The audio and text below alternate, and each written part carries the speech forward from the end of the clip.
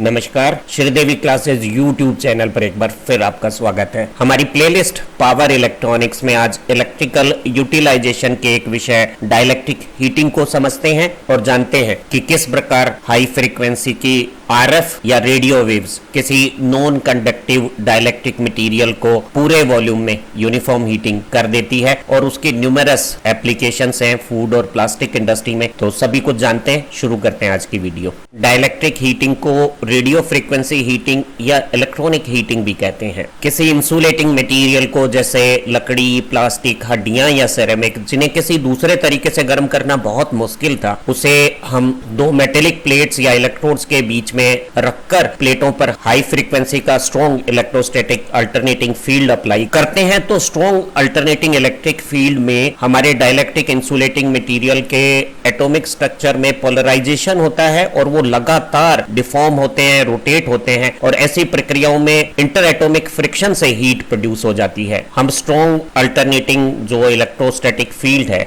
उसकी फ्रीक्वेंसियों को 10 से 30 मेगाहर्ट्ज के बीच में इस्तेमाल करते हैं, जो हमारे इंसुलेटिंग मटेरियल में डाइलेक्ट्रिक लॉस से हीटिंग करता है। हालांकि हम किसी एप्लीकेशन में 20 किलोवोल्ट जितनी अधिक वोल्टेज दोनों इलेक्ट्रोड के बीच में यूज कर सकते हैं, लेकिन ऑपरेटिंग पर्सनल की सेफ्टी के पॉइंट ऑफ व्यू से ऑपरेटिंग वोल्टेज को 600 वोल्ट से 3000 वोल्ट 3 केवी के बीच में आमतौर पर रखा जाता है। और ऐसी हाई फ्रीक्वेंसी की रेडियो फ्रीक्वेंसी अल्टरनेटिंग सप्लाई को हम पुराने जमाने में वॉल्व ऑसिलेटर से प्राप्त करते थे और इन दिनों IGBT जो स्विचिंग डिवाइसेज है इनका प्रयोग किया जाता है। डाइलेक्ट्रिक हीटिंग की थ्योरी को समझ लेते हैं। हमारे पास दो तरह के इंसुलेटिंग डाइलेक्ट्रिक मटेरियल हैं। जो नॉन पोलर मटेरियल्स होते हैं उनके एटम्स में अगर बाहर से कोई इलेक्ट्रिक फील्ड नहीं लगाया जाता तो हमारा जो न्यूक्लियस सेंटर पॉजिटिव चार्ज की पोजीशन है और सराउंडिंग इलेक्ट्रॉन्स का जो नेगेटिव चार्ज का सेंटर पोजीशन है वो कोइंसाइड्स हो जाती है। और जो दूसरे तरह के पोलर सब्सटेंस होते हैं उनमें जो डाइपोल्स होते हैं वो रैंडमली ओरिएंटेड होते हैं, और ऐसी स्टेट में जब बाहर से इलेक्ट्रिक फील्ड नहीं लगाया हुआ होता तो मटेरियल न्यूट्रल अनपोलराइज्ड स्टेट में है। जैसे कि यहाँ चित्र में दिखाया हुआ है कि ये जो न्यूक्लियस के चारों तरफ इलेक्ट्रॉन्स जो ऑर्बिट में चक्कर लगा रहे हैं दोनों का सेंटर सेम है, और इसमें बाहर से जब इलेक्ट्रिक फील्ड नहीं है तो अंदर कोई डाइपोल मोमेंट या पोलराइजेशन नहीं है। लेकिन जब इसी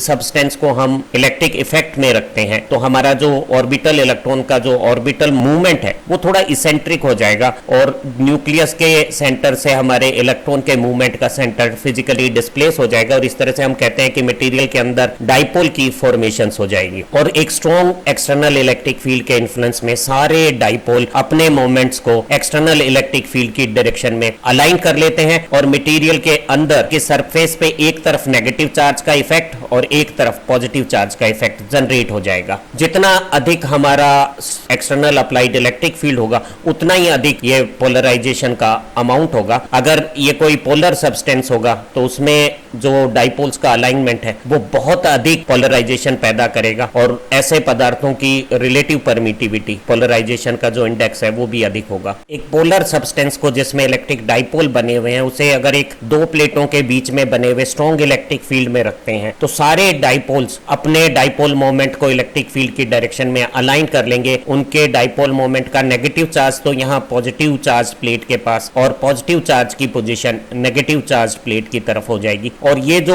अलाइनमेंट है डाइपोल्स का वो तब अपनी डायरेक्शन बदलने की कोशिश करेगा जब हम एक्सटर्नल इलेक्ट्रिक फील्ड की डायरेक्शंस को बदल देंगे। और अगर ये इलेक्ट्रिक फील्ड एक अल्टरनेटिंग सप्लाई से बार बार फ्रीक्वेंट स्ट्रॉन्ग मैग्नीट्यूड के साथ अपनी डायरेक्शंस को बदलता है तो हम देखते हैं कि हमारे जो डाइपोल मोमेंट्स हैं वो भी अपनी डायरेक्शंस को बार बार रिवर्ट करके फ्लिप करते हैं, और कभी एक डायरेक्शन के इलेक्ट्रिक फील्ड के साथ अलाइन होते हैं और कभी रोटेट करके दूसरी तरफ के इलेक्ट्रिक फील्ड के साथ ऑसिलेटरी रोटेशंस करते हुए बार बार अलाइंड होते हैं। इस तरह से स्ट्रॉन्ग अल्टरनेटिंग इलेक्ट्रिक फील्ड के प्रभाव में डाइलेक्ट्रिक मटेरियल के डाइपोल्स का बार बार डायरेक्शन रोटेट करना, फ्लिप करना डाइलेक्ट्रिक रोटेशन कहलाता है। जब किसी इंसुलेटिंग मटेरियल को ऐसे स्ट्रॉन्ग अल्टरनेटिंग इलेक्ट्रिक फील्ड के प्रभाव में रखते हैं तो उसके जो पोलराइज्ड एटॉमिक स्ट्रक्चर्स हैं वो बार बार डिफॉर्म होते हैं, रोटेट करते हैं, और उनके बीच में जो इंटर एटॉमिक फ्रिक्शन है वो इनके लगातार लगातार रोटेशंस के दौरान फ्रिक्शन से हीट प्रोड्यूस करता है और इस फिनोमेना को हम डाइलेक्ट्रिक लॉस कहते हैं और इससे जो हीटिंग होती है उसे डाइलेक्ट्रिक हीटिंग कहते हैं। ये बिल्कुल उसी तरह से है जैसे किसी मैग्नेटिक मटेरियल में magnetic dipole alternating magnetic field में हिस्टैरिसीस लॉस करती है। इस तरह का डाइलेक्ट्रिक लॉस से हीटिंग है वो बढ़ जाएगी अगर हम स्ट्रॉन्ग इलेक्ट्रिक फील्ड की अल्टरनेटिंग फ्रीक्वेंसीज को इंक्रीज करें या इलेक्ट्रिक फील्ड की स्ट्रेंथ को इंक्रीज करें। अगर हमारा इलेक्ट्रिक फील्ड बहुत मजबूत है तो ऐसी स्थिति में हमारे डाइलेक्ट्रिक मीडियम में डाइलेक्ट्रिक रप्चर या ब्रेकडाउन होने की संभावनाएं भी हो सकती हैं। इसलिए यह पसंद किया जाता है डाइलेक्ट्रिक हीटिंग के दौरान कि बहुत ज्यादा हाई वोल्टेजेस ना लगा के और हाई फ्रीक्वेंसीज का ज्यादा प्रयोग किया जाए। डाइलेक्ट्रिक रोटेशंस के दौरान जब डाइपोल इलेक्ट्रिक फील्ड के साथ अलाइन करते हुए ऑसिलेटरी रोटेशंस करते हैं तो उन्हें रोटेशन की काइनेटिक एनर्जी बाहर के इलेक्ट्रिक फील्ड से मिलती है और वो फील्ड से प्राप्त एनर्जी को अंदर मॉलिक्यूल्स के बीच में हीट के रूप में प्रोड्यूस कर देता है और उस हीट से जो टेम्परेचर राइज होता है वो साथ के दूसरे मटेरियल को भी हीट कर देता है और इस तरह से हमारा सारा मटेरियल यूनिफॉर्म पूरे वॉल्यूम में हीट अप हो जाता है। जिस इंसुलेटिंग डाइलेक्ट्रिक मीडिया को गर्म करना होता है उसे दो मेटल के इलेक्ट्रोड्स के बीच में रखा जाता है। इन इलेक्ट्रोड्स के फिजिकल साइज लंबाई और चौड़ाई इस मटेरियल स्पेसिमेन से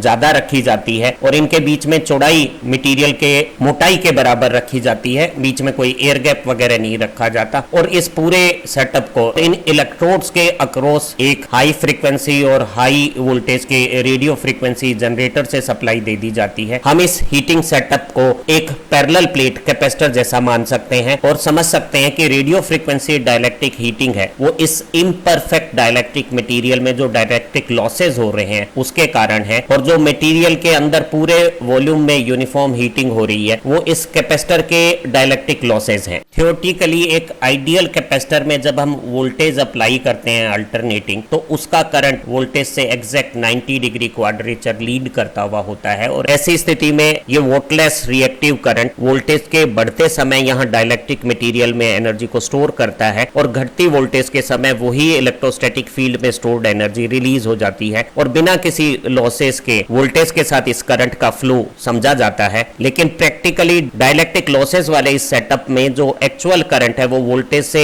90 डिग्री से कुछ कम एंगल के साथ लीड करता है। इसका मतलब है कि कोई ऐसा इनफेज कंपोनेंट या एक्टिव कंपोनेंट करंट एग्जिस्ट कर रहा है जो वोल्टेज के साथ इनफेज रहते हुए इलेक्ट्रिक सोर्स से कुछ एनर्जी इस डाइलेक्ट्रिक सब्सटेंस में कंज्यूम कर रहा है और हीट प्रोड्यूस कर रहा है। ऐसी स्थिति में जो डाइलेक्ट्रिक मटेरियल हीट पावर से गर्म हो रहा है उसे हम एक इम्परफेक्ट डाइलेक्ट्रिक के तौर पे एक आइडियल कैपेसिटर और एक लॉस बनाने वाले इक्विवेलेंट रेजिस्टेंस के पैरेलल कॉम्बिनेशन से रिप्रेजेंट कर सकते हैं और यहाँ लॉस रेजिस्टेंस का करंट IR और एक आइडियल कैपेसिटर में एनर्जी को स्टोर और रिलीज को रिप्रेजेंट करने वाला अगर करंट IC हो तो टोटल करंट I यहाँ वोल्टेज से फाई फेज एंगल के साथ है और 90 डिग्री के साथ जो एक्चुअल में ये करंट की एंगल पोजीशन है वो डेल्टा शिफ्टेड है। इस डेल्टा को हम लॉस टेंजेंट एंगल कहते हैं। तो समझते हैं कि डाइलेक्ट्रिक लॉस की कैलकुलेशन किस प्रकार है। अगर V हमारी अल्टरनेटिंग सप्लाई की वोल्टेज है, F उसकी फ्रीक्वेंसी है हर्ट्ज में और C एक आइडियल कैपेसिटेंस वैल्यू है इस कॉन्फ़िगरेशन का, तो जो हमारा रिएक्टिव वॉटलेस एनर्जी को स्टोर रिलीज करने वाला करंट है वो V अपॉन XC होगा, जहां XC कैपेसिटिव रिएक्टेंस है और कैपेसिटिव रिएक्टेंस 1 अपॉन 2 पाई FC लिखें तो जो कैपेसिटिव करंट है वो 2 पाई FCV हो गया है। लेकिन हमारा वास्तविक करंट I यहाँ पावर फैक्टर एंगल फाई के साथ वोल्टेज से लीड कर रहा है और ऐसी स्थिति में हम इनपुट सप्लाई वोल्टेज से जो पावर प्रोड्यूस हो रही है डाइलेक्ट्रिक सब्सटेंस में उसे समझ सकते हैं VI cos फाई और इस ट्राइंगल में I और जो रिएक्टिव कैपेसिटिव करंट IC है उसके बीच में जो लॉस टेंजेंट एंगल डेल्टा है उसमें cos डेल्टा को हम लिख सकते हैं IC अपॉन I, तो I की जगह हम लिख सकते हैं IC अपॉन cos डेल्टा और cos फाई को हम लिख सकते हैं cos 90 माइनस डेल्टा और cos 90 माइनस डेल्टा हमारा हो जाएगा sin डेल्टा। sin डेल्टा और cos डेल्टा के रेशो को मैं tan डेल्टा कहूंगा। tan डेल्टा को हम लॉस टेंजेंट भी कहते हैं और हमारा ये फार्मूला VIC tan डेल्टा हो गया। IC की जगह मैं 2 पाई FCV लिख सकता हूं और एक पैरेलल प्लेट कैपेसिटर कॉन्फ़िगरेशन के लिए धारिता कैपेसिटेंस को हम एप्सिलॉन A by D कह सकते हैं, जहां A न केवल प्लेट एरिया है बल्कि डाइलेक्ट्रिक सब्सटेंस का एरिया है और D डाइलेक्ट्रिक सब्सटेंस की मोटाई हो गई है और ये दोनों V मल्टीप्लाई होकर V स्क्वायर हो गया है और फ्रीक्वेंसी यहाँ और है रिलेशन में tan डेल्टा के साथ। अगर मैं यहाँ V को V by D electric field intensity या वोल्टेज ग्रेडियंट के रूप में लिखूं तो यहाँ ए के साथ डी डिवीजन की बजाय मल्टीप्लीकेशन में आ जाएगा, एक डी स्क्वायर के मल्टीप्लीकेशन के कारण। और ये एरिया और डी मोटाई डाइलेक्ट्रिक की का गुणा डाइलेक्ट्रिक का वॉल्यूम हो गया है। और अगर पर यूनिट वॉल्यूम हम लॉस पावर को देखें तो वो फ्रीक्वेंसी के डायरेक्ट प्रोपोर्शनल है, वो डाइलेक्ट्रिक सब्सटेंस में पोटेंशियल ग्रेडियंट या इलेक्ट्रिक फील्ड स्ट्रेंथ के स्क्वायर प्रोपोर्शनल है। और वो डिपेंड कर रही है डाइलेक्ट्रिक सब्सटेंस की रिलेटिव परमिटिविटी और टेन डेल्टा के प्रोडक्ट को। ये एप्सिलॉन आर मटेरियल में डाइपोल फॉर्मेशन का इंडेक्स है। जिस मटेरियल में पोलराइजेशन ज्यादा होगा, डाइपोल फॉर्मेशन स्ट्रॉन्ग होगा, उसका एप्सिलॉन आर ज्यादा होगा। और अल्टरनेटिंग फील्ड में स्ट्रॉन्ग डाइपोल्स ज्यादा फ्रिक्शन करके ज्यादा एनर्जी जनरेट करेंगे। और ये एनर्जी डाइलेक्ट्रिक सब्सटेंस के पावर फैक्टर या टेन डेल्टा पर डिपेंड करती है। टेन डेल्टा को हम लॉस टेंजेंट कहते हैं। और कुछ सब्सटेंस जिनमें डाइलेक्ट्रिक लॉसेस कम होते हैं उनके लिए टेन डेल्टा की वैल्यू 10 की पावर -3 या 10 की पावर -4 के ऑर्डर की है, जैसे कोएक्सियल केबल में टेफ्लॉन या हमारे पॉलीस्टीरीन इंसुलेशन वाले पॉलिस्टर हाई फ्रीक्वेंसी कैपेसिटर्स। लेकिन जिन मटेरियल में डाइलेक्ट्रिक लॉसेस ज्यादा होते हैं उनके लिए 10 डेल्टा की वैल्यू 0.01 से लेके 0.1 तक हो सकती है। और आमतौर पे मटेरियल सब्सटेंस में अगर मॉइस्चर या वाटर मॉलिक्यूल्स की प्रेजेंस हो तो 10 डेल्टा की वैल्यू बढ़ जाती है। जरा समझते हैं कि एक डाइलेक्ट्रिक मटेरियल में डाइलेक्ट्रिक लॉसेस को किस तरह से कंट्रोल किया जाता है। किसी डाइलेक्ट्रिक सब्सटेंस में डाइलेक्ट्रिक कांस्टेंट और लॉस टेंजेंट के प्रोडक्ट को लॉस फैक्टर कहते हैं। और किसी पर्टिकुलर कॉन्फ़िगरेशन के लिए लॉस फैक्टर की वैल्यू कांस्टेंट रहती है। हम किसी एप्लीकेशन में कितना डाइलेक्ट्रिक वॉल्यूम हीट कर रहे हैं, डाइलेक्ट्रिक हीटिंग की जो कैपेसिटी है वो डिटरमाइंड हो गई है हमारी इलेक्ट्रोड प्लेट की डायमेंशन से। और जो डाइलेक्ट्रिक चार्ज हमने गर्म होने के लिए रखा है उसकी डायमेंशंस के साथ। तो हम कह सकते हैं कि अब जो डाइलेक्ट्रिक हीटिंग है वो डिपेंड करेगी हमारी सप्लाई फ्रीक्वेंसी पे। जो वोल्टेज हम इस्तेमाल कर रहे हैं डायमेंशंस डी के साथ बनने वाले इलेक्ट्रिक फील्ड की स्ट्रेंथ पे और हीटिंग के कुल टाइम पे। तो हम अप्लाइड वोल्टेज, अल्टरनेटिंग सप्लाई की फ्रीक्वेंसी और हीटिंग के टाइम को कंट्रोल करके डाइलेक्ट्रिक हीटिंग को कंट्रोल कर सकते हैं। जो dielectric power per unit volume है वो डायरेक्टली प्रोपोर्शनल है हमारी सप्लाई फ्रीक्वेंसी के। और वो हमारे मटेरियल में जो पोटेंशियल ग्रेडियंट या इलेक्ट्रिक फील्ड स्ट्रेंथ बन रही है उसके स्क्वायर प्रोपोर्शनल है। अर्थात अगर हम मटेरियल के अंदर इलेक्ट्रिक फील्ड की स्ट्रेंथ को डबल कर देते हैं तो जो dielectric heating per unit volume है वो 4 गुना बढ़ जाएगी। और हमारे मटेरियल में जो डाइलेक्ट्रिक हीटिंग है वो लॉस फैक्टर पे डिपेंड करती है या मटेरियल के एप्सिलॉन आर 10 डेल्टा पे डिपेंड करेगी। वो मटेरियल जो पोलराइज ज्यादा होते हैं और जिसमें लॉस टेंजेंट अधिक है उनमें हीटिंग ज्यादा होगी। सभी मटेरियल में loss factor epsilon R 10 delta की वैल्यू टेम्परेचर बढ़ने के साथ बढ़ती है। हम कह सकते हैं कि डाइलेक्ट्रिक लॉसेस की मटेरियल के साथ कपलिंग बढ़ती है। और ऐसी स्थिति में जब टेम्परेचर बढ़ता है तो ज्यादा एनर्जी कपलिंग से ज्यादा हीट मटेरियल लेगा और उससे टेम्परेचर और ज्यादा बढ़ेगा और गर्म मटेरियल हमारा आसानी से ज्यादा गर्म हो जाएगा। सभी डाइलेक्ट्रिक सब्सटेंस में मैक्सिमम इलेक्ट्रिक फील्ड जो ब्रेकडाउन ना करे वो फिक्स रहता है। तो हमारी डायमेंशन डी के हिसाब से ऑपरेटिंग वोल्टेज बहुत ज्यादा नहीं की जा सकती है। तो हम हाई हीट की रेट बनाने के लिए अक्सर फ्रीक्वेंसियां बढ़ाना पसंद करते हैं। लेकिन फ्रीक्वेंसी बढ़ाने के लिए भी हमें वो हाई फ्रीक्वेंसी का सोर्स ज्यादा महंगा हो जाएगा और सर्किट में भी रेजोनेंस रिलेटेड हाई फ्रीक्वेंसी पे कुछ प्रॉब्लम्स अराइज हो सकती है। तो हमारी मैक्सिमम फ्रीक्वेंसी और मैक्सिमम इलेक्ट्रिक फील्ड या अप्लाइड वोल्टेज एक लिमिट से ज्यादा नहीं बढ़ाई जाएगी। समझते हैं डाइलेक्ट्रिक हीटिंग के लिए हाई रेडियो फ्रीक्वेंसी का अल्टरनेटिंग सोर्स किस तरह से काम करता है। हम मेन एसी सप्लाई को एक ट्रांसफार्मर की मदद से हाई वोल्टेज के लिए स्टेप अप कर लेते हैं। यहाँ सेकेंडरी में ट्रांसफार्मर में टर्न्स ज्यादा है तो ये वोल्टेज को कुछ किलोवोल्ट्स तक बना देगा। और इस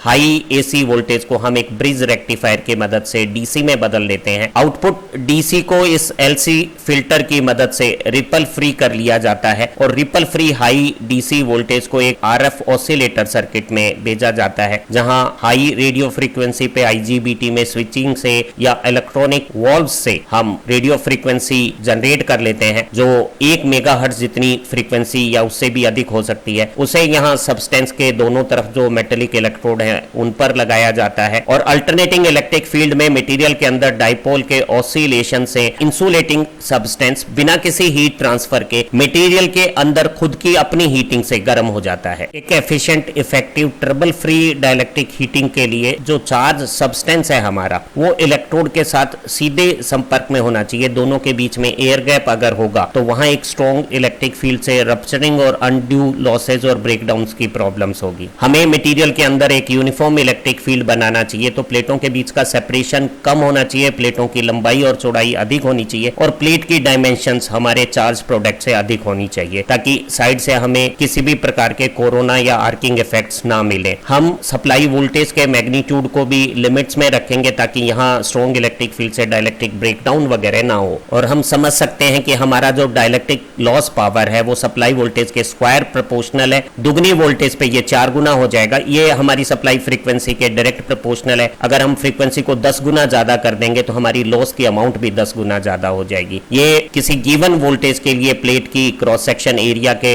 या मटेरियल सब्सटेंस के क्रॉस सेक्शन एरिया के डायरेक्टली प्रोपोर्शनल है। ये मटेरियल की रिलेटिव परमिटिविटी और लॉस टेंजेंट के साथ भी डायरेक्ट प्रोपोर्शनलिटी रखती है। समझते हैं डाइलेक्ट्रिक हीटिंग के क्या एडवांटेज हैं। हमारे जो इंसुलेटर्स होते हैं वो बहुत पुअर कंडक्टर हैं हीट के, इसलिए वो बाहर से हीट देकर आसानी से गर्म नहीं किए जा सकते। लेकिन एक डाइलेक्ट्रिक हीटिंग में हीट पूरे वॉल्यूम में मटेरियल के अंदर यूनिफॉर्मली पैदा होती है, इसलिए जो नॉन कंडक्टिव मटेरियल है, इंसुलेटर्स हैं जैसे लकड़ी है, प्लास्टिक है या सिंथेटिक कंपाउंड्स हैं जिन्हें किसी दूसरे मेथड से हम गर्म नहीं कर सकते, उसमें डाइलेक्ट्रिक हीटिंग का इस्तेमाल किया जा सकता है। हीट पूरे वॉल्यूम में साइमल्टेनियसली एक साथ लगातार और पूरी यूनिफॉर्मिटी के साथ वॉल्यूमेट्रिक या मास हीटिंग है और ये उन तरह के नॉन कंडक्टिव इंसुलेटिंग मटेरियल की हीटिंग है जो किसी दूसरे मीडियम से इस तरह से गर्म नहीं किए जा सकते थे। हम हीटिंग का बहुत प्रिसाइज कंट्रोल कर सकते हैं और हीट की जो रेट है वो बहुत हाई होने से कम समय में भी हम अपने काम को पूरा कर सकते हैं। जो हीटिंग प्रोसेस है वो बहुत साफ सुथरा और क्लीन है, किसी भी प्रकार की गैस, राख, धुएं वगैरह से मुक्त है। Dielectric heating just in time process है। हम हीटिंग के लिए पहले से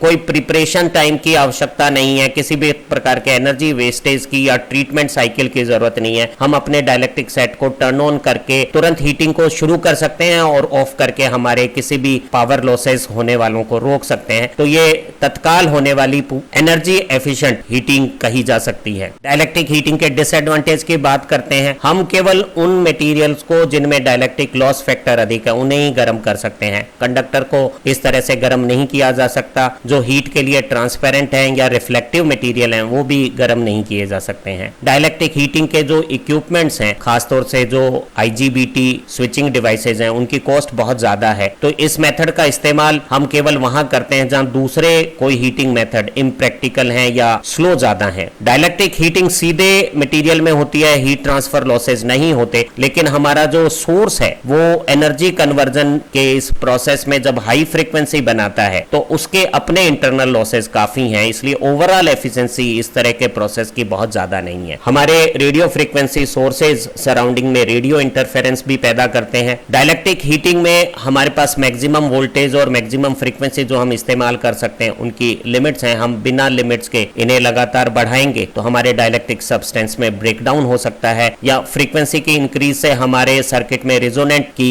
प्रॉब्लम्स पैदा हो सकती हैं। तेजी से समझ लेते हैं डाइलेक्ट्रिक हीटिंग की कुछ एप्लीकेशंस को। हमारे जो डाइलेक्ट्रिक हीटिंग प्रोसेसेस हैं वो प्लास्टिक और वुड इंडस्ट्री में बहुत ज्यादा इस्तेमाल होते हैं। वो प्लास्टिक प्रीफॉर्म्स के प्री हीटिंग के लिए इस्तेमाल हो सकते हैं। जो हमारा प्लास्टिक रॉ मटेरियल है वो टैबलेट्स या बिस्किट्स के रूप में होता है, इन्हें प्लास्टिक प्रीफॉर्म्स कहते हैं और इन्हें हमें किसी भी मोल्डिंग प्रोसेस से पहले यूनिफॉर्मली हीट करना पड़ता है ताकि हमारा पूरा मास फ्लूइड फॉर्म में आ जाए और जब वो फ्लूइड फॉर्म में होता है तो हमारी जो मोल्डिंग है वो बहुत ज्यादा अच्छी होगी। आमतौर पे हम जब इन्हें स्टीम से गर्म करते हैं तो केवल बाहर का हिस्सा प्रीफॉर्म्स का गर्म हो जाता है और अंदर का हिस्सा अपने फ्लूइड टेम्परेचर पे नहीं आता है और बाहर जब क्योरिंग शुरू हो जाती है तो हमारे मटेरियल में अनइक्वल हार्डनिंग हो सकती है। जो हमारे प्लास्टिक मटेरियल है वो एक बार अगर क्योर हो जाते हैं तो उन्हें दोबारा गर्म करके सॉफन नहीं किया जा सकता और क्योंकि प्लास्टिक एक बैड कंडक्टर है हीट का, तो ऐसी स्थिति में डाइलेक्ट्रिक हीटिंग एकमात्र ऐसा मेथड है जो हमारे प्रीफॉर्म्स को, प्लास्टिक प्रीफॉर्म्स को प्री हीटिंग करके प्रॉपर टेम्परेचर कंडीशंस में फ्लूइड बना के अच्छी मोल्डिंग को अचीव कर सकता है। हम डाइलेक्ट्रिक हीटिंग का इस्तेमाल वुड इंडस्ट्री में लकड़ियों को चिपकाने और ग्लूइंग करने में होता है। जब हमें बहुत सारी वुडन शीट्स या बोर्ड को ग्लू करना होता है तो जो एनिमल ग्लू है उसको क्योरिंग टाइम बहुत ज्यादा चाहिए और उस दौरान हमें जॉइंट को मैकेनिकल प्रेशर में लगाकर रखना पड़ेगा और ये 24 घंटे से भी ज्यादा का समय हो सकता है। हम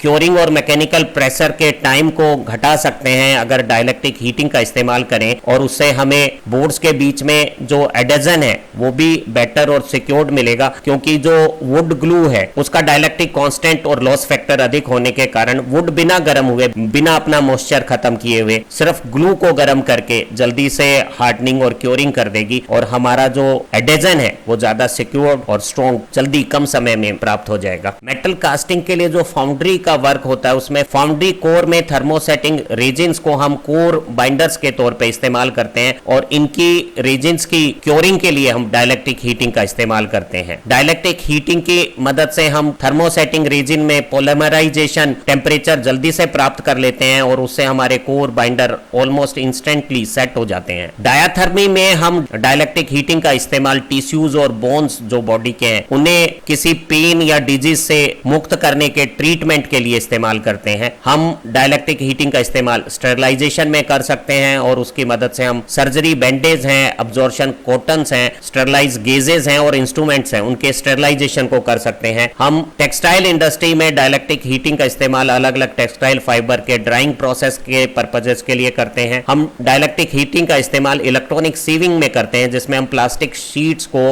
हीट और प्रेशर की मदद से एयर टाइट ज्वाइंट कर सकते हैं और इनकी मदद से हम rain coat, umbrella, food container, medicine के कंटेनर और इवन हमारे डीप डाइंग स्विमिंग सूट्स वगैरह बना सकते हैं। इलेक्ट्रॉनिक सीविंग के लिए हम फिल्म्स को रोलर के बीच में ठंडी कंडीशन में रेडियो फ्रीक्वेंसी वोल्टेज अप्लाई करके डाइलेक्ट्रिक हीटिंग से स्टिच कर लेते हैं और मटेरियल में जो हीट प्रोड्यूस होती है रोलर की लाइंस के अलोंग उससे हमें एक वाटर टाइट सीम क्विकली मिल जाती है और हमें कोई मैकेनिकल प्रेशर भी अप्लाई करने की जरूरत नहीं है। फूड प्रोसेसिंग इंडस्ट्री और माइक्रोवेव ओवंस में डाइलेक्ट्रिक हीटिंग के बहुत सारे एडवांटेज हैं। इससे हमें रैपिड यूनिफॉर्म हीटिंग फूड की मिल जाती है बिना किसी लोकलाइज्ड ओवर हीटिंग या सरफेस के ब्राउनिंग होने के, और हमारा फूड आइटम है वो कंबशन के प्रोसेस से जो कंटेमिनेशन हो सकता है उससे भी बच जाता है। हमारे जो मॉडर्न माइक्रोवेव ओवंस हैं वो बहुत कॉम्पैक्ट ऑटोमेटिक कंट्रोल्ड इक्विपमेंट है और वो मनचाया फूड प्रिपरेशंस कर सकते हैं। हम डाइलेक्ट्रिक हीटिंग का इस्तेमाल मिल्क, बियर इत्यादि का बोतल के अंदर ही पॉस्चराइजेशन के लिए इस्तेमाल कर सकते हैं। हम fruits, milk, cream, vegetable, eggs etcetera में डिहाइड्रेशंस के लिए भी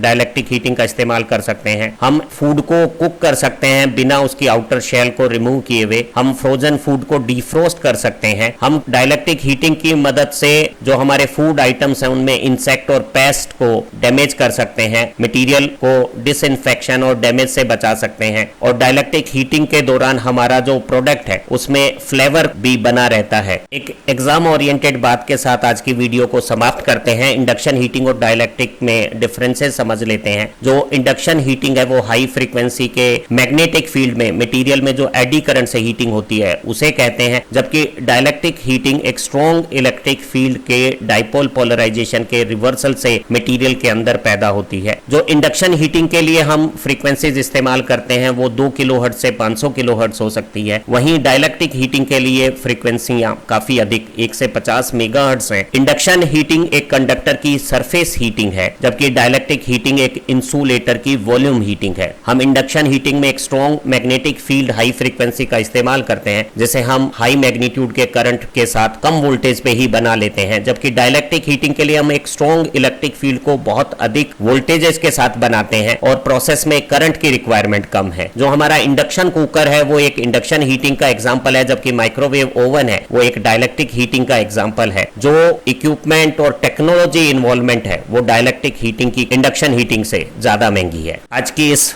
वीडियो से हमने डाइलेक्ट्रिक हीटिंग की theory, working process, applications, merit, demerit और इसका इंडक्शन हीटिंग के साथ कंपैरिजन अच्छी तरह से समझ लिया है। पावर इलेक्ट्रॉनिक्स सीरीज में हमारी दूसरी वीडियो से आपकी विषय समझ और अच्छी होगी। आप अच्छा पढ़ें, तरक्की करें। Have nice time. Thank you very much for not only viewing this video but promoting our channel.